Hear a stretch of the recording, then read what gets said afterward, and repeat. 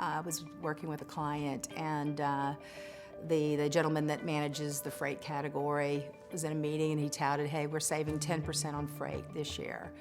And the comment from the CEO was, gosh, if we saved as much as you say we save every year, we should be getting freight for free.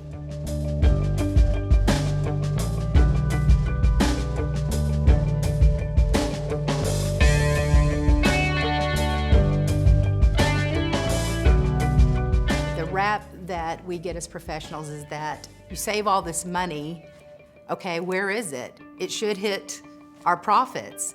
So in order to really show the value that you could add, it has to be way more about just buying something. When we talk about how the costs impact EBITDA, one of the things that's really important is for a company to fully understand what the cost to serve a customer is. And there's a lot of components in that. Typically, 40 to 60% of that cost is the acquisition cost. So what do you do about managing the other piece of the cost, whether it's warehousing costs, freight costs, and so forth?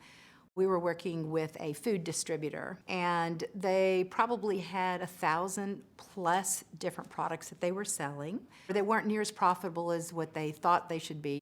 We looked at everything from the acquisition cost to storage, to freight, to handling, inventory carrying costs, which is working capital cost, everything related to that. We had identified that 40% of the products that they were selling, they were losing money on.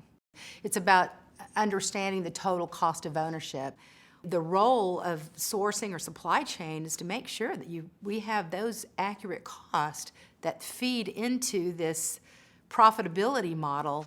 I'll give you another example that I think is really relevant in the service business. We were working with a company in Canada, the propane distributor, fuel distributor. And what we had identified is the customers in the metropolitan area were paying the same price as the customers in rural areas that may live 4 hours out. And there's, you've got a truck going to deliver propane.